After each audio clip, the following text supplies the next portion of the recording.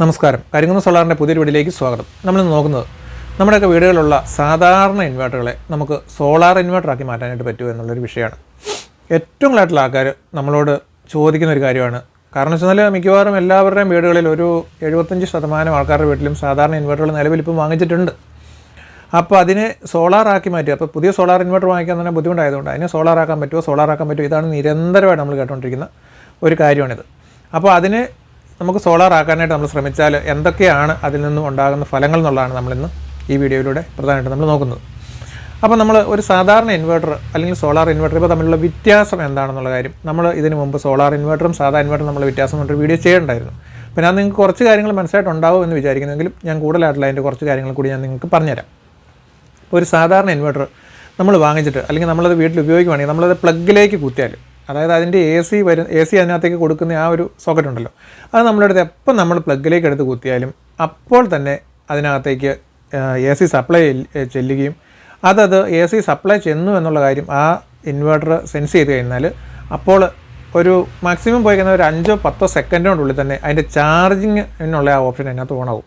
അത് ഓണായി കഴിഞ്ഞാൽ 10 ആമ്പിയറോ 5 ആമ്പിയർ എത്രയാണെന്ന് വെച്ച് കഴിഞ്ഞാൽ അതിന് കൊടുത്തിരിക്കുന്ന ആ ഇതിനനുസരിച്ചുള്ള ഒരു ഹൈ ആയിട്ടുള്ള ഒരു ആമ്പിയർ ബാറ്ററിക്കകത്തേക്ക് അടിച്ച് കയറാൻ തുടങ്ങും. എന്ന് പറഞ്ഞാൽ KCB ലൈനിൽ നിന്നുള്ള ചാർജിങ്ങാണ് നടക്കുന്നത് അന്നേരം.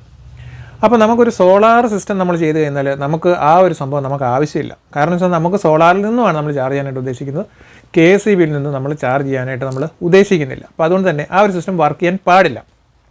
വർക്ക് ചെയ്താൽ പിന്നെ നമുക്ക് അതുകൊണ്ട് പ്രയോജനമില്ല നമ്മളൊരു സോളാർ ഇൻവെർട്ടർ ആകുന്നതുകൊണ്ട്. അപ്പോൾ ആ ഒരു സിസ്റ്റം വർക്ക് ചെയ്യാതിരിക്കണമെന്നുണ്ടെങ്കിൽ നമ്മൾ ഒന്നെങ്കിൽ ഈ സംഭവം പ്ലഗ് കുത്താൻ പാടില്ല. കുത്തിയാൽ അപ്പോൾ തന്നെ വർക്കാവും.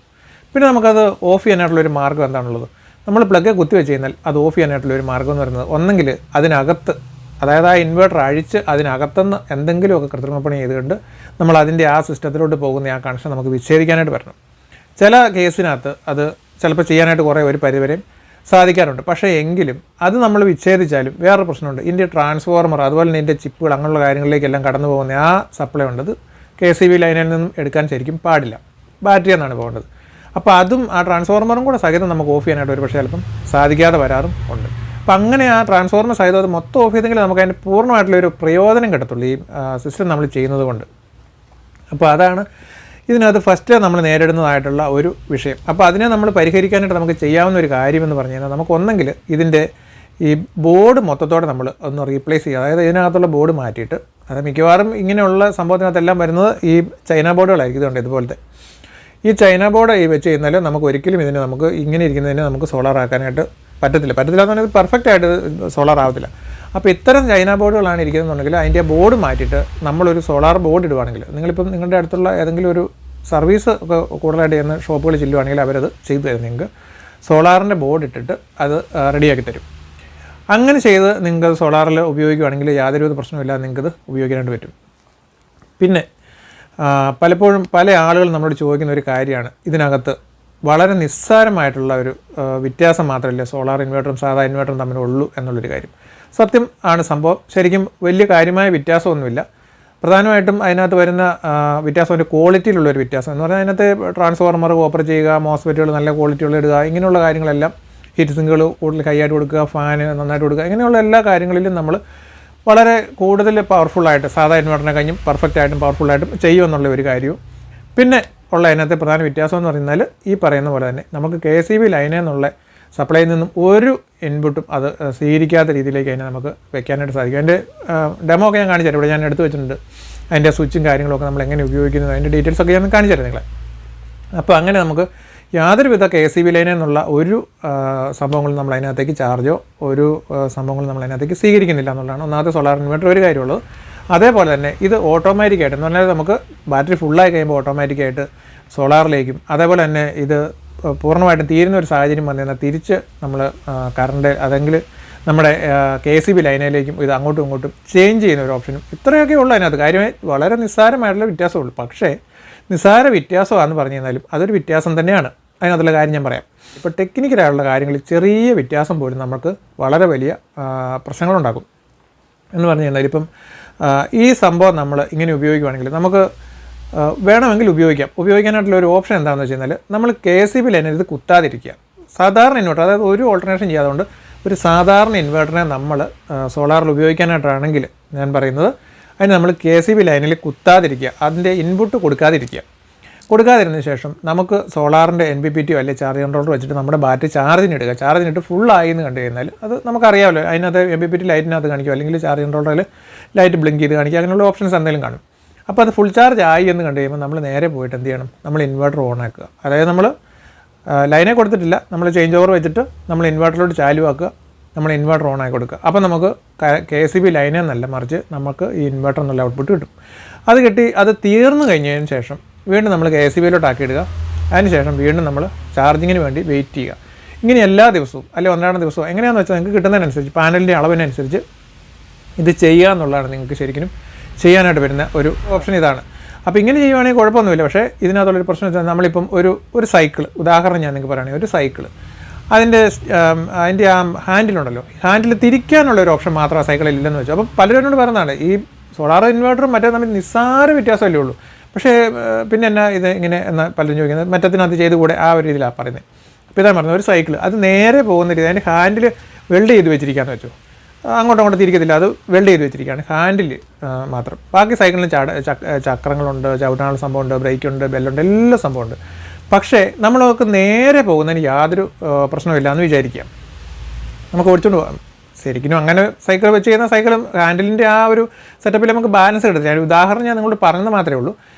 നേരെ പോകും ഈ സൈക്കിൾ. പക്ഷേ നമുക്കൊരു വളവൊന്ന് തിരിക്കണമെങ്കിൽ, ഇപ്പോൾ നമ്മളിരുന്ന് ചവിട്ടി പോകല്ല, നമ്മൾ ഉന്തിക്കൊണ്ട് പോകാമെന്ന് വെച്ചു, അങ്ങനെയാണെങ്കിലും നമുക്കൊരു വളവൊന്ന് തിരിക്കേണ്ട ഒരു സാഹചര്യം വന്നത് എന്താണ്, നമ്മൾ ആ സൈക്കിളെടുത്ത് തിരിച്ച് വെക്കണം എന്ന് പറഞ്ഞുകൊണ്ടാണ് നമ്മൾ മെയിൻ സ്വിച്ച് ഓഫ് ചെയ്ത് കൊടുക്കണം ബാറ്ററി ഫുള്ളായി കഴിഞ്ഞ് കഴിയുമ്പോഴത്തേക്കും, അല്ലാതെ അത് ഓട്ടോമാറ്റിക്കായിട്ട് വരത്തില്ല. അപ്പം ഹാൻഡിൽ പെർഫെക്റ്റായിട്ട് വർക്കിംഗ് ആണെങ്കിൽ ഓരോ വളവിനും അനുസരിച്ച് അത് കൃത്യമായിട്ട് ഇടത്തോട്ടെങ്കിൽ ഇടത്തോട്ട്, വലത്തോട്ടെങ്കിൽ വലത്തോട്ടായാലും നമുക്ക് തിരിച്ചുകൊണ്ട് പോകാം എന്ന് പറഞ്ഞ കണക്ക് തന്നെയാണ്.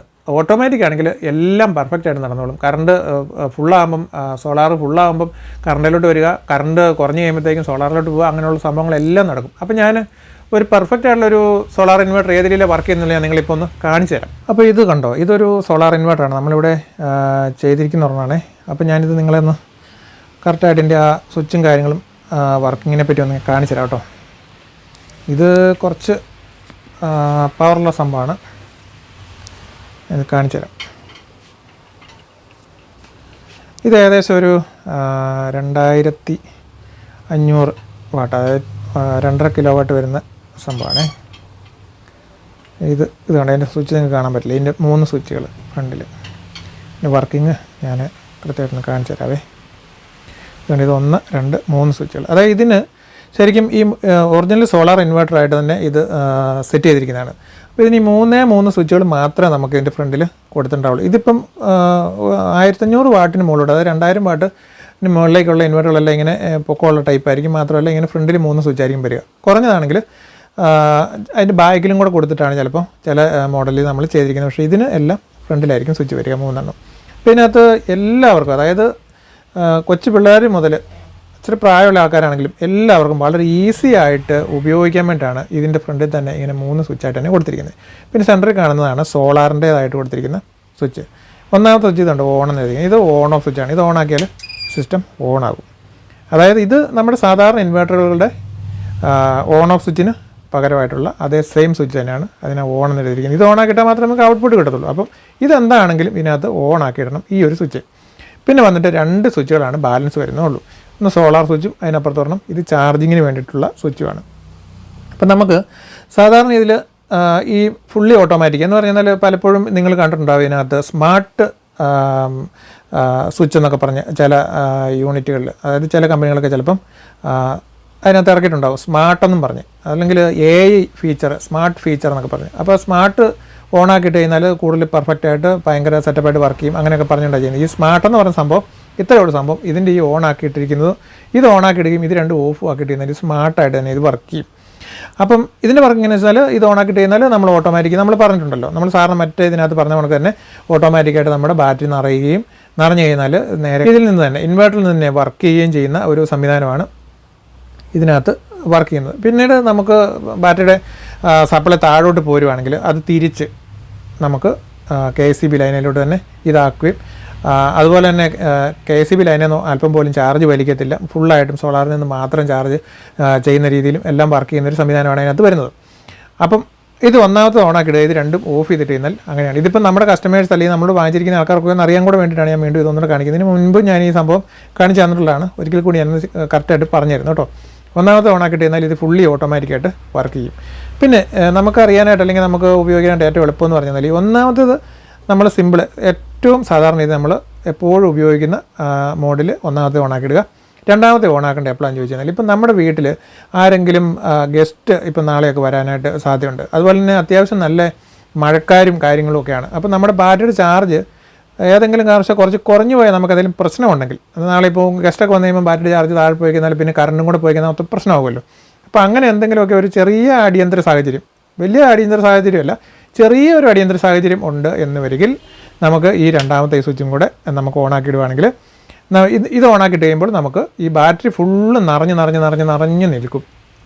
ഒരിക്കലും ബാറ്ററിയിൽ കിടക്കുന്ന ചാർജ് കറണ്ട് പോയാലല്ലാതെ നമുക്ക് കറണ്ട് ഉള്ള സമയത്ത് നമുക്ക് കിട്ടത്തില്ല. അതാണ് ഈ രണ്ടാമത്തത് ഓണാക്കിയിട്ട് കഴിയുമ്പോൾ ഉള്ള ഒരു ഗുണം. അപ്പോൾ കറണ്ട് പോയാൽ നമുക്ക് കിട്ടുന്നതിന് ഒരു പ്രശ്നം വരത്തില്ല. അപ്പം ഗസ്റ്റൊക്കെ വരുവാണെങ്കിൽ നമ്മുടെ ബാറ്ററി എപ്പോഴും നിറഞ്ഞ് തന്നെ എപ്പോഴും നിൽക്കും എന്നുള്ളതാണ് ഈ രണ്ടാമത്തത് ഓണാക്കിയിട്ടുള്ള ഗുണം. അതായത് ചെറിയ അടിയന്തര സാഹചര്യത്തിന് രണ്ടാമത്തെ ഓണാക്കുക, വീണ്ടും അതിലും വലിയ അടിയന്തര സാഹചര്യം വരുവാണെങ്കിൽ മൂന്നാമത്തെ സ്വിച്ച് കൂടി ഓണാക്കുക. മൂന്നാമത്തെ ഓണാക്കിയാൽ നമ്മുടെ കറണ്ട് എന്നുള്ള ചാർജും കൂടെ നമുക്ക് ഇതിനകത്തേക്ക് കയറ്റാനായിട്ടുള്ള സംവിധാനമാണ്. അതൊരിക്കലും സാധാരണ രീതിയിൽ ഓണാക്കേണ്ടി വരാറില്ല. ഒരു 3-4 ദിവസത്തേക്ക് അല്പം പോലും സൂര്യപ്രകാശം ഇല്ലാതെ ഫുള്ള് ഇരുട്ടും, നമുക്ക് വീട്ടിലെ കറണ്ട് അടി ഭയങ്കരമായിട്ടുള്ള പോക്കും കാര്യങ്ങളും ഒക്കെ ആണെങ്കിൽ മാത്രം നമുക്ക് ഈ മൂന്നാമത് ഓണാക്കിയിട്ടാണ്. അപ്പോൾ കറണ്ടിൽ നിന്നും കൂടെ ചാർജ് കയറി നമ്മുടെ ബാറ്ററി ഫുള്ളാവും. അപ്പം ഇങ്ങനെ ഈ മൂന്നും നിങ്ങൾ ഏതെങ്കിലും കാരണവശാൽ ഓണാക്കിയാൽ എത്രയും പെട്ടെന്ന് തന്നെ ഈ ഏറ്റവും അടിയന്തര സാഹചര്യത്തിലുള്ളതായിട്ട് അല്ലെങ്കിൽ മൂന്നാമത്തെ സ്വിച്ച് നമ്മളെപ്പോഴും ഓണാക്കിയിടണം. അല്ലെങ്കിൽ നമുക്ക് കറണ്ടിൽ നിന്ന് ചാർജ് ചെയ്യുന്നതാണ്. അതുകൊണ്ട് ഒരിക്കലും അത് അനുവദനീയമായിട്ടുള്ളൊരു കാര്യമല്ല. അത്ര അത്യാവശ്യം വന്നാൽ മാത്രം ഈ മൂന്നാമത്തേത് ഓണാക്കിയാൽ മതി. ഇല്ലെങ്കിൽ രണ്ടാമത്തേത് വരെ ഓണാക്കേണ്ട ആവശ്യമേ വരുള്ളൂ. പിന്നെ പ്രശ്നങ്ങൾ തീർന്നു കഴിയുമ്പോൾ നമ്മൾ ഇത് ഓഫ് ചെയ്തത് കണക്ക് തന്നെ വീണ്ടും അല്പം നല്ലപോലെ വെയിലോ കാര്യങ്ങളോ ഉണ്ടെന്ന് കാണുവാണെങ്കിൽ ഈ രണ്ടാമത്തെ സ്വിച്ചും കൂടി ഓഫ് ചെയ്തിട്ടിട്ട് പൂർണ്ണമായിട്ടും ഫുള്ളി ഓട്ടോമാറ്റിക്കിലേക്ക് തന്നെ നമ്മൾ വീണ്ടും തിരിച്ചു പോവുക. ഈ 3 സ്വിച്ചുകൾ മാത്രമേ ഉള്ളൂ. അപ്പോൾ നിങ്ങൾ ഒന്നും കൂടി ഞാൻ പറഞ്ഞുതരാം. സാധാരണ നോർമലി ഇത് ഓണാക്കിയിടണം. രണ്ടാമത് അത്യാവശ്യം ചെറിയൊരു അടിയന്തര സാഹചര്യം വന്നാൽ ഇത് ഓണാക്കുക. വളരെ വലിയ ക്രൈസിസ് ആണെങ്കിൽ, പ്രശ്നങ്ങളാണെങ്കിൽ, മൊത്തം മഴയും ഭയങ്കര കാറ്റും പ്രശ്നങ്ങളും ഒക്കെ ആണെങ്കിൽ മാത്രം മൂന്നാമത്തേതും ഓണാക്കുക. അത് എത്രയും പെട്ടെന്ന് തന്നെ മൂന്നാമത്തേത് ഒരു ദിവസത്തിനുള്ളിൽ തന്നെ അത് ഓഫ് ചെയ്ത് കൊടുക്കുക. പിന്നെ നമുക്ക് ഈ ബാറ്ററിയുടെ ഗ്രാവിറ്റി പോവുക അങ്ങനെ എന്തെങ്കിലുമൊക്കെ ഒരു പ്രശ്നം വന്നാലും ഇത് മൂന്നും കൂടെ ഓണാക്കിയിട്ടാൽ മതി. ഗ്രാവിറ്റിയുടെ പ്രശ്നങ്ങളെല്ലാം മാറി ഇത് സെറ്റാകും. അപ്പം 2-3 മാസമൊക്കെ കൂടുമ്പോൾ ഗ്രാവിറ്റി പോകുന്ന ഒരു സാഹചര്യം ഉണ്ടെങ്കിൽ ഗ്രാവിറ്റി ടെസ്റ്റ് ചെയ്യുന്ന എങ്ങനെയാണെന്നൊക്കെ ഞാൻ നിങ്ങൾക്ക് വേണമെങ്കിൽ ലെഡാസ്റ്റ് ബാറ്ററിയുള്ളത് ഞാൻ കാണിച്ചു തരാം വേറൊരു വീഡിയോയിൽ. അപ്പോൾ നിങ്ങൾക്ക് അറിയാൻ പറ്റും ഗ്രാവിറ്റിയിൽ എന്തെങ്കിലും പ്രശ്നം ഉണ്ടോ എന്നുള്ളത്. അങ്ങനെ പ്രശ്നം വരുവാണെങ്കിൽ മാത്രമേ 3 ഓണാക്കി സൈലൻ്റായിട്ട് ഇട്ട് കൊടുക്കുകയാണെങ്കിൽ ഒരു 2 മാസം കൂടുമ്പോൾ അല്ലെങ്കിൽ 3 മാസം കൂടുമ്പോൾ 3 കൂടെ ഓണാക്കിയിട്ട് കൊടുക്കുകയാണെങ്കിൽ ഗ്രാവിറ്റിയുടെ പ്രശ്നം എന്തെങ്കിലും വന്നാൽ അത് ഓക്കെ ആയിട്ട് ബാറ്ററി പെർഫെക്റ്റ് ആവുകയും ചെയ്യുന്നതായിരിക്കും. അതിനും കൂടെ വേണ്ടിയിട്ടാണ് നമ്മൾ ഈ മൂന്നാമത്തെ സ്വിച്ച് വെച്ചിരിക്കുന്നത്. ഇപ്പോൾ 1, 2, 3 സ്വിച്ചുകൾ എങ്ങനെയാണെന്നുള്ളത് മനസ്സിലായി. 2 എപ്പോഴും ഓഫ് ചെയ്തിട്ട് 1 മാത്രം ഓണാക്കിയിട്ട് കഴിയുമ്പോഴത്തേക്കും നമുക്ക് ഇതിനകത്ത് ഗ്രീൻ ആയിരിക്കും കാണിക്കുക. ഇപ്പം ഇതിനകത്തുണ്ട് ഗ്രീൻ കാണിച്ചിരിക്കുന്നുണ്ട്. ഇതിപ്പം സോളാർ എന്നുള്ള വർക്കാണ് നടക്കുന്നതെന്നുള്ളത് നമുക്ക് മനസ്സിലാക്കാൻ സാധിക്കും. റെഡും ഗ്രീനും ഉണ്ടാവും ഇതിനകത്ത് നമുക്ക് KCB ഉള്ളപ്പോൾ സോളാർ എന്ന വർക്ക് ചെയ്യുന്നുണ്ടെങ്കിൽ. അപ്പോൾ ഇതാണ് ഈ ഒരു സിസ്റ്റത്തിൻ്റെ വർക്കിംഗ്. ഏകദേശം നിങ്ങൾക്ക് ഇത് മനസ്സിലായിട്ടുണ്ടാകുമെന്ന് വിചാരിക്കുന്നു. അപ്പോൾ ഇതിനകത്ത് നിങ്ങൾ ഇങ്ങനത്തെ സംഭവങ്ങൾ മേടിക്കുകയാണെങ്കിൽ ചൈനീസ് ബോർഡുകളൊക്കെ മേടിക്കാറുണ്ട്. ഇതുപോലെ നല്ല പെർഫെക്റ്റായിട്ട് നമുക്ക് ഈസി ആയിട്ട് സർവീസ് ചെയ്യാവുന്ന രീതിയിലുള്ള ബോർഡ് വെച്ചിട്ടുള്ള ഇൻവെർട്ടറുകൾ നിങ്ങൾ വാങ്ങിക്കുന്നതായിരിക്കും നിങ്ങൾക്ക് പ്രയോജനപ്രദമാകുന്ന ഒരു കാര്യം. അപ്പോൾ ഇതിനകത്ത് നിങ്ങൾക്ക് ഏകദേശം ഒരു ഐഡിയ കിട്ടി കാണുമെന്ന് വിചാരിക്കുന്നു. കാരണം പലപ്പോഴും ഒത്തിരി ആൾക്കാർ എന്നോട് ചോദിക്കുന്നൊരു കാര്യമാണ് ഈ 3 സ്വിച്ചിൻ്റെ ആ ഒരു വർക്കിംഗ്. അത് വീണ്ടും സംശയം വരുന്നതുകൊണ്ടാണ് ഞാനത് വീണ്ടും ഒന്നുകൂടി നിങ്ങൾക്ക് വ്യക്തമായിട്ട് മനസ്സിലാക്കാൻ വേണ്ടി കാണിച്ചതാണ്. അപ്പോൾ നിങ്ങൾ കണ്ടല്ലോ, ഇതാണ് ശരിക്കും ഒരു പക്കാ സോളാർ ഇൻവെർട്ടർ എന്ന് പറയുമ്പോൾ അതിൻ്റെ ഒരു വർക്കിംഗ്. ഇതിനകത്തുള്ള ഒരു ഗുണം എന്താണെന്ന് വെച്ച് കഴിഞ്ഞാൽ ഇത് ടെക്നിക്കലി ഒട്ടും അറിയില്ലാത്ത ആൾക്കാർക്കും ഈ സാധനം ഉപയോഗിക്കാനായിട്ട് പറ്റുന്നില്ല. ഞാനിപ്പോൾ ഇത് ഇങ്ങനെ ഈ 3 സ്വിച്ച് വെച്ചിട്ടുള്ള ഈ സംവിധാനം ഇത് കുറേ ഞാൻ പല രീതിയിൽ ഞാൻ നോക്കിയതിന് ശേഷം ഇത് തന്നെയാണ് പെർഫെക്റ്റ് എന്ന് തോന്നിയുകൊണ്ടാണ് ഞാൻ ഇങ്ങനെ തന്നെ ചെയ്തിരിക്കുന്നത്. ഇതിനകത്തുള്ള ഏറ്റവും വലിയൊരു ഗുണം എന്ന് വെച്ചാൽ നമുക്കിപ്പം പ്രായമായ ആൾക്കാരാണെങ്കിലും അല്ലെങ്കിൽ ടെക്നിക്കലി ഒന്നും അറിയില്ലാത്ത ആൾക്കാർക്കാണെങ്കിലും വളരെ സിമ്പിളായിട്ട് ഈസി ആയിട്ട് ഉപയോഗിക്കാം. അപ്പം സോളാർ ഇൻവെർട്ടർ എന്ന് പറയുമ്പോൾ അത് ഒത്തിരി കാര്യങ്ങൾ നോക്കാണ്ട് അങ്ങനെ എങ്ങനെയാണെന്നൊക്കെ പറയുമെങ്കിലും ഇതൊന്നും നോക്കാനില്ല. ആർക്ക് വേണമെങ്കിലും ഒരു സാധാരണ ഇൻവെർട്ടർ ഉപയോഗിക്കാൻ നമുക്ക് തന്നെ ഈസി ആയിട്ടും ഇത് ഉപയോഗിക്കാനായിട്ട് പറ്റും എന്നുള്ളതാണ് ഇതിൻ്റെ അകത്തുള്ള ഏറ്റവും വലിയൊരു ബെനിഫിറ്റ് എന്ന് പറയുന്നത്. ഏകദേശം നിങ്ങൾക്ക് അതിനെപ്പറ്റി ഒരു ഐഡിയ കിട്ടിക്കാണുമെന്ന് വിചാരിക്കുന്നു. അപ്പോൾ നിങ്ങളുടെ ഇൻവെർട്ടറുകൾ സാധാരണ ഇൻവെർട്ടറാണ് നിങ്ങൾ അതിനെ സോളാർ ആക്കാൻ വേണ്ടി പോകുകയാണെങ്കിൽ നിങ്ങൾ ഞാൻ ഈ പറഞ്ഞതുപോലെ ഒന്നെങ്കിൽ ബോർഡ് മാറ്റി തന്നെ നിങ്ങളത് സോളാർ ആക്കാൻ ശ്രമിക്കുന്നതായിരിക്കും ഏറ്റവും ബെറ്റർ ആയിട്ടുള്ള ഓപ്ഷൻ. അല്ലെന്നുണ്ടെങ്കിൽ നിങ്ങളത് എക്സ്ചേഞ്ചിൽ കൊടുത്തിട്ട് വേറൊരു സോളാറിൻ്റെ തന്നെ ഒറിജിനലായിട്ടുള്ള തന്നെ ഒരു ഇൻവെർട്ടർ നിങ്ങൾ വാങ്ങിക്കുവാണെങ്കിൽ അതായിരിക്കും നിങ്ങൾക്ക് ഏറ്റവും ബെറ്റർ ആയിട്ടുള്ള കാര്യം. കാരണം നമ്മളിത് വാങ്ങുകയും ചെയ്തു പിന്നെ അത് ഒരുമാതിരി ഒരു ഉപയോഗമില്ലാത്ത രീതിയിലേക്ക് വരില്ലല്ലോ. ഒന്നെങ്കിൽ വാങ്ങിക്കുക നമ്മൾ പെർഫെക്റ്റായിട്ട് ഉപയോഗിക്കുക എന്നുള്ള എൻ്റെ ഒരു രീതി അതുകൊണ്ട് ഞാൻ അങ്ങനെ പറഞ്ഞത്. നമുക്ക് ഒന്നെങ്കിൽ പ്രയോജനം കിട്ടണം, ഇല്ലെങ്കിൽ നമുക്കത് വാങ്ങിക്കേണ്ടെന്ന് വെക്കുക, അത്രേ ഉള്ളൂ അതിനകത്തുള്ള കാര്യം. സാധാരണ ഇൻവെർട്ടറിനെ നമ്മൾ സോളാറാക്കാം എന്ന് പറഞ്ഞ് പലരും ഒരുപാട് വീഡിയോസുകളൊക്കെ ചെയ്തേക്കുന്നൊക്കെ എനിക്ക് അയച്ചു തരികയും ഞാൻ കാണുകയൊക്കെ ചെയ്തിട്ടുണ്ട്. പക്ഷേ ഇതിനകത്തുള്ള ഒരു കാര്യം വെച്ചാൽ ഈ വീഡിയോ ചെയ്തേക്കുന്നവരാരും കൃത്യമായിട്ടും അത് പെർഫെക്റ്റായിട്ടൊന്ന് വർക്ക് ചെയ്യിപ്പിച്ചൊന്നും കാണിക്കുന്നില്ല. ഏകദേശം അവിടെയും ഇവിടെയും തൊടാതെ അങ്ങനെ ചെയ്താൽ മതി, ഇങ്ങനെ ചെയ്താൽ മതി, ചേഞ്ച് ഓവർ വെച്ചാൽ മതി, അങ്ങനെ ഒരു ഡിവൈസ് വെച്ചിട്ട് തിരിക്കാൻ പറ്റും, അങ്ങനെയൊക്കെ പറഞ്ഞ് പല രീതിയിൽ ഞാൻ മുമ്പ് പറഞ്ഞിട്ടുണ്ട്. പല ഡിവൈസും വെച്ച് സാധാ ഇൻവെർട്ടറിനെ സോളാറാക്കാമെന്നൊക്കെ പറഞ്ഞ് നിങ്ങളെ പലരും സമീപിക്കും. വെറുതെ പൈസ ചിലപ്പോൾ ഒരുപക്ഷെ അതിനകത്ത് നിങ്ങൾക്ക് പോകാനായിട്ടുള്ള സാധ്യതയാണ് ഉള്ളത്. വെറുതെ വേസ്റ്റായി പോകും എന്നുള്ളതാണ് അതിനകത്തുള്ളൊരു കാര്യം. നമ്മുടെ പണം വേസ്റ്റായി പോകും എന്നുള്ളത് മാത്രമേ ഉള്ളൂ. അല്ലാതെ നിങ്ങൾക്കൊരു സാധാരണ ഇൻവെർട്ടറിനെ ഒരിക്കലും പൂർണ്ണമായിട്ടും ആ സോളാറിൻ്റെ ഒരു ഓപ്ഷനിലേക്ക് എത്തിക്കാനായിട്ട് സാധാരണ സാധിക്കില്ല. പിന്നെ ചിലത്, അതായത് ഞാൻ പറഞ്ഞല്ലോ, ഇപ്പം ഞാനൊരു ഉദാഹരണം പറഞ്ഞാൽ നമ്മുടെ പഴയ ഇൻവെർട്ടറുകൾ, ഇപ്പം അതുകൂടി എൻ്റെ കൂടി നമ്മൾ പറയാം. നമ്മൾ ഒരു 5-8 വർഷം പഴക്കമുള്ളതാണെങ്കിൽ പോലും നമ്മൾ കൊടുത്തിരിക്കുന്ന സൈൻ വേവ് ഇൻവെർട്ടറുകൾ, അതായത് സൈൻ വേവിന് മുമ്പ് നമ്മൾ സ്ക്വയർ വേവ് കൊടുത്തിട്ടുണ്ട്, അതിൽ പറ്റത്തില്ല. നമ്മൾ കൊടുത്തിരിക്കുന്ന ഏതൊരു സൈൻ വേവ് ഇൻവെർട്ടറും വാങ്ങിച്ചിരിക്കുന്ന ഏതൊരു കസ്റ്റമർക്കും നമ്മളെ സമീപിക്കാവുന്നതാണ്. നമുക്ക് ആ ഇൻവെർട്ടർ പൂർണ്ണമായിട്ട് ഫുള്ളി ഓട്ടോമാറ്റിക് സോളാർ ഇൻവെർട്ടറായിട്ട് നിങ്ങൾക്കത് ഫിറ്റ് ചെയ്ത് തരുന്നതായിരിക്കും. അതായത് സൈൻ വേവ് നമ്മൾ കൊടുത്തിരിക്കുന്ന എല്ലാ ഇൻവെർട്ടറുകളും, ഏത് മോഡലെന്നൊന്നുമില്ല, എല്ലാവർക്കും കൊടുത്തിരിക്കുന്ന ഏത് ഇൻവെർട്ടർ എടുത്തെന്ന് പറഞ്ഞാലും അതിൻ്റെ പ്രോഗ്രാമിൽ നമുക്കത് സെറ്റപ്പ് ആക്കാനായിട്ട് പറ്റുന്നതാണ്. ഉറപ്പായിട്ടും നിങ്ങൾക്ക് നമ്മളെ സമീപിക്കുക എന്നാണ്. നമ്മുടെ കയ്യിൽ നിന്ന് ഇൻവെർട്ടർ മേടിച്ചിരിക്കുന്ന എല്ലാ ഇൻവെർട്ടറും നമ്മൾ അത് സോളാറിലേക്ക് വേണമെങ്കിൽ എപ്പോൾ വേണമെങ്കിലും ചെയ്ത് തരുന്നതായിരിക്കും. കാരണം നമ്മൾ അത്രയും കാലം മുമ്പ് തന്നെ ഇങ്ങനെ ഒരു പ്രശ്നം വരുമെന്നും സോളാർ വരുമ്പം ഇത് ഒരു ഭാവിയിലൊരു പ്രശ്നമാകുമെന്നും കണ്ടുകൊണ്ട് തന്നെയാണ് നമ്മളത് ഇൻവെർട്ടർ വിറ്റിരിക്കുന്നത്. അല്ലാതെയുള്ള ആ ഓപ്ഷൻ ഇല്ലാത്ത രീതിയിൽ ഒരെണ്ണം പോലും നമ്മൾ വിറ്റിട്ടില്ല എന്നുള്ളത് നമുക്ക് കൃത്യമായിട്ടും അറിയാം. അതുകൊണ്ടാണ് ഉറപ്പായിട്ടും നിങ്ങൾക്ക് അതങ്ങനെ ചെയ്തു തരാൻ പറ്റും എന്ന് ഞാൻ പറഞ്ഞതിൻ്റെ ഒരു കാര്യം. അപ്പോൾ നിങ്ങൾക്ക് ഇനി ഇതേപോലെയുള്ള ഇൻവെർട്ടറുകൾ വാങ്ങിച്ചിട്ട്, ഇപ്പോൾ ഞാനിപ്പോൾ കാണിച്ചു തന്നെ അതേപോലെയുള്ള ഇൻവെർട്ടറുകളൊക്കെ വാങ്ങിച്ച് പലപ്പോഴും പലരെന്നോട് ചോദിച്ചിട്ടുണ്ട്, പറയുന്നൊരു കാര്യമാണ് അതിനകത്തെ മോസ്ഫെറ്റുകൾ ഇങ്ങനെയുള്ള സംഭവങ്ങളൊക്കെ ഇപ്പം ഡ്യൂപ്ലിക്കേറ്റ് വരുന്നുണ്ട്. ശരിയാണ്, ഡ്യൂപ്ലിക്കേറ്റ് ആയിട്ടുള്ള മോസ്ഫെറ്റുകളും ക്വാളിറ്റി കുറഞ്ഞ മോസ്ഫെറ്റുകളും ഒക്കെ വരുന്നുണ്ട്. MPPTക്കും അതുപോലെ ഇൻവെർട്ടറിനും ഒക്കെ ഉപയോഗിക്കുന്ന മോസ്ഫെറ്റുകൾക്ക് അതെല്ലാം ക്വാളിറ്റി കുറഞ്ഞ് വരുന്നുണ്ട്. അപ്പം അങ്ങനെ എന്തെങ്കിലും ഒരു പ്രശ്നം നിങ്ങൾക്ക് ഉണ്ടെന്ന് വരികിൽ ഈ ഇൻവെർട്ടറിനകത്തെ മോസ്ഫെറ്റുകൾ ക്വാളിറ്റിയുള്ള നിങ്ങൾക്ക് കിട്ടാതെ വന്ന് ബുദ്ധിമുട്ടുന്ന ഒരു അവസ്ഥയോ അല്ലെങ്കിൽ MPPTക്കകത്ത് നിങ്ങൾക്ക് ഇടാനുള്ള മോസ്ഫെറ്റുകൾ നിങ്ങൾക്ക് ക്വാളിറ്റിയുള്ള ഇല്ലാത്തൊരു സാഹചര്യമോ അവസ്ഥയോ ഉണ്ടെന്ന് വരികിൽ എന്നെ വിളിക്കുവാണെങ്കിൽ നമുക്ക് ഞാനത് നിങ്ങൾക്ക് വേണമെങ്കിൽ അറേഞ്ച് ചെയ്ത് തരുന്നതായിരിക്കും. നല്ല ക്വാളിറ്റിയുള്ള 100% പെർഫെക്റ്റായിട്ട് വർക്ക് ചെയ്യുന്ന ഒറിജിനൽ സാധനം നമുക്കുണ്ട്. നമുക്കത് മോസ്ഫെറ്റോ MPPTയുടെ മോസ്ഫെറ്റ് ആണെങ്കിലും ഇൻവെർട്ടറിൻ്റെ മോസ്ഫെറ്റ് ആണെങ്കിലും ഏതാണെങ്കിലും ഇതിന് വേണ്ടിയിട്ടുള്ളതാണെങ്കിലും 12 വോൾട്ടിലുള്ളതും 24 വോൾട്ടിലും 48ലും ഏതിലുള്ളതാണെങ്കിലും നമ്മുടെ കയ്യിൽ നമ്മളത് അറേഞ്ച് ചെയ്ത് നിങ്ങൾക്ക് വേണമെന്നുണ്ടെങ്കിൽ തരുന്നതായിരിക്കും. ക്വാളിറ്റിയുള്ള സാധനം നമുക്കുണ്ട്. ഡ്യൂപ്ലിക്കേറ്റ് ഉണ്ടെന്നുള്ള ശരി തന്നെയാണ്, ഇല്ലെന്നൊന്നും ഞാൻ പറയുന്നില്ല. ഇഷ്ടംപോലെ ഡ്യൂപ്ലിക്കേറ്റും വരുന്നുണ്ട്. ഒറിജിനൽ സാധനം നമുക്ക് നമ്മുടെ കയ്യിലുണ്ട്. അപ്പോൾ അത് വേണമെങ്കിൽ തരാം.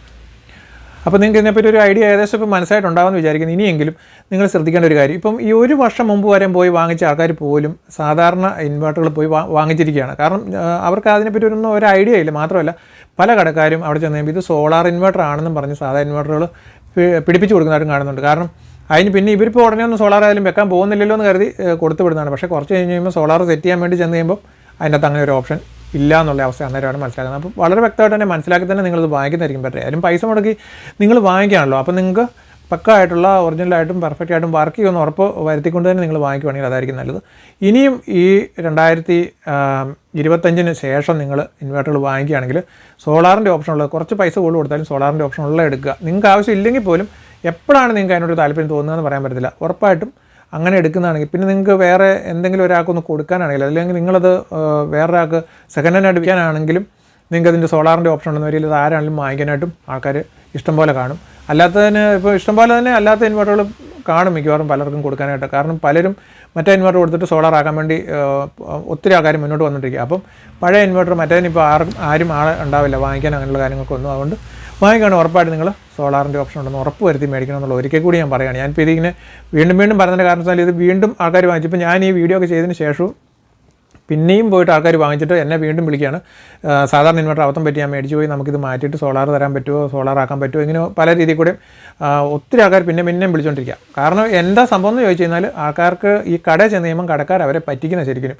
കാരണം വെച്ചാൽ ഇപ്പം സോളാറിൻ്റെ ഓപ്ഷനെ പറ്റിയോ അങ്ങനെ ഒന്നും അവർ പറയില്ല. അവർ ഇൻവെർട്ടർ മേടിക്കാൻ വേണ്ടി ചെല്ലുമ്പോൾ എങ്ങനെയെങ്കിലും ഒരെണ്ണം ഇവരുടെ തലയിൽ കെട്ടി വെച്ച് കൊടുക്കുക എന്നുള്ളത് മാത്രമേ ഉള്ളൂ. ഒന്നും വേണ്ടിയില്ല സോളാറിൻ്റെ കാര്യം അങ്ങനെയൊന്നും. അപ്പോൾ അങ്ങനെ നിയമം വലിയ ഫേമസ് ആയിട്ടുള്ള കമ്പനികളുടെ ഇപ്പോൾ ഈ കഴിഞ്ഞ ദിവസം തന്നെ വളരെ ഫേമസ് ആയിട്ടുള്ള ഒരു കമ്പനിയുടെ സോളാർ ഇൻവെർട്ടർ തന്നെ ഒരാൾ വാങ്ങിച്ചു, എറണാകുളത്ത് നിന്ന് മേടിച്ചാണ്. വേറെ പലരും തന്നെ മേടിച്ചുകൊണ്ട് ഇതേ സെയിം കേസ് തന്നെ എറണാകുളത്ത് നിന്ന് മേടിച്ച ഒരു വലിയൊരു ഫേമസ് കമ്പനിയുടേതാണ് മേടിച്ചത്. എന്നിട്ട് ഇത് ഫുൾ ചാർജ് ആയി കഴിയുമ്പോൾ ഇത് ഓട്ടോമാറ്റിക്കലി സോളാർ നിറഞ്ഞ് കഴിയുമ്പോഴത്തേക്ക് ഇത് ആകുന്നില്ല, ഓട്ടോമാറ്റിക് ആകുന്നില്ലെന്നാണ് പുള്ളിയോട് പറഞ്ഞത്.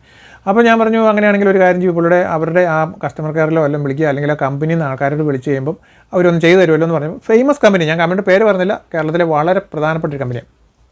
അപ്പോൾ എന്നോട് ആ ചേട്ടൻ പറഞ്ഞ് വളരെ രസകരമായിട്ടൊരു കാര്യമാണ്. ആ പുള്ളിക്കാരനെ 2 തവണ വിളിച്ച് ഈ കമ്പനി നാൾ വന്നെന്നാണ് പറഞ്ഞത്. അപ്പം വന്നത് കുറച്ച് പ്രായമുള്ളൊരു മനുഷ്യനാണെന്ന് പറഞ്ഞത്, ടെക്നീഷ്യനായിട്ട് വന്നിട്ട് ഇവർ എന്തെങ്കിലും കംപ്ലയിൻറ്റ് പറയുമ്പോൾ, അതായത് ഇന്നമോണൊക്കെ ഒരു പ്രശ്നം ഉണ്ടെന്ന് പറയുമ്പോഴത്തേക്ക് അദ്ദേഹം അങ്ങോട്ട് ചൂടാകുക എന്ന് പറഞ്ഞു കഴിഞ്ഞാൽ അത് അങ്ങനെയൊന്നുമില്ല എന്നും പറഞ്ഞ് ദേഷ്യപ്പെട്ട് ഭയങ്കരമായിട്ട് ഇവരോട് അങ്ങ് ചൂടാകുക. അപ്പോൾ ഈ പുള്ളി എന്നോട് പറഞ്ഞു, ഇത്രയും പ്രായമുള്ളൊരു മനുഷ്യനുമല്ലേ, നമുക്ക് അദ്ദേഹത്തിനോട് എങ്ങനെയാണ് ഒരു പരിധി കൂടുതൽ എന്താ ഇപ്പോൾ പറയുന്നത്, പുള്ളിയോട് മോശമായിട്ട് പെരുമാറാനും പറ്റത്തില്ല, വീട്ടിൽ വന്നാലേ.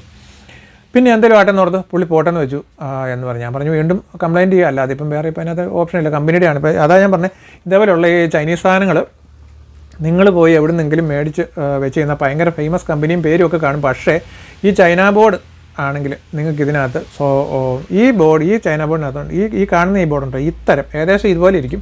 ഇതുപോലെയുള്ള സംഭവമാണെങ്കിൽ ഇതിനകത്ത് നിങ്ങൾക്ക് സോളാറിൻ്റെ ഓപ്ഷൻ ഇല്ലാത്ത ബോർഡായത്. ഇത് കടക്കാർ നിങ്ങളെ പറഞ്ഞ് പറ്റിക്കും, ഇതിനകത്ത് സോളാറുണ്ട്, ഒരു കുഴപ്പമില്ല എന്നൊക്കെ പറഞ്ഞു. പക്ഷേ ഇതിനകത്ത് സോളാറിൻ്റെ ഓപ്ഷൻ കിട്ടത്തില്ല. അപ്പം ഇങ്ങനത്തെ ചൈന ബോർഡുകൾ വെച്ചിട്ടുള്ളതാണെങ്കിൽ സർവീസും ബുദ്ധിമുട്ടാണ്. മാത്രമല്ല ഏതെങ്കിലും ഒരു ടെക്നീഷ്യൻ വന്ന് നോക്കിയാലും അവർക്ക് വന്ന് നോക്കി വെച്ചിട്ട് എന്തെങ്കിലും പറഞ്ഞ് പോകാമെന്ന് മാത്രമല്ല. ഇപ്പോൾ അദ്ദേഹം ചൂടായതിൻ്റെ ഒരു കാരണം വെച്ചാൽ പുള്ളിക്ക് അത് അറിയത്തില്ല. ഇപ്പോൾ ഏതെങ്കിലും ഒരു കാര്യം, ഇപ്പോൾ നമ്മളിപ്പോൾ ഒരു ഡോക്ടറെ അടുത്തൊരു ഒരു അസുഖം വന്നിട്ട് നമ്മളൊരു ഡോക്ടറോട് നമ്മുടെ അസുഖത്തിനെ പറ്റിയോ അല്ലെങ്കിൽ എന്തെങ്കിലും അതിനകത്ത് ഉപയോഗിച്ചിരിക്കുന്ന മരുന്നുകളെ പറ്റിയോ എന്തെങ്കിലുമൊക്കെ ഒരു സംശയം ചോദിക്കുവാണെങ്കിൽ ഈ പല ഡോക്ടർമാരെ നിങ്ങൾക്ക് കാണാൻ പറ്റും, ഭയങ്കര ചൂടന്മാരവർ, ഭയങ്കര ചൂടാവും. അപ്പോൾ ഭയങ്കര അറിവുള്ള ആളാണ്, ഭയങ്കര കഴിവുള്ളതുകൊണ്ടാണ് ഇവരും ചൂടാകുന്നതെന്നാണ് പൊതുവേ പലരും പറയുന്നത്. പക്ഷേ സത്യത്തിൽ അതല്ല സംഭവം, ഇവർക്ക് അറിയത്തില്ല അതിനെപ്പറ്റി. നമ്മളൊരു സംശയം ചോദിച്ചു കഴിയുമ്പം അവർക്ക് അതിനെപ്പറ്റി പറഞ്ഞു തരാൻ അറിയില്ലാത്തതുകൊണ്ടാണ് ഈ ഡോക്ടർമാരൊക്കെ ചൂടാകുന്നത്.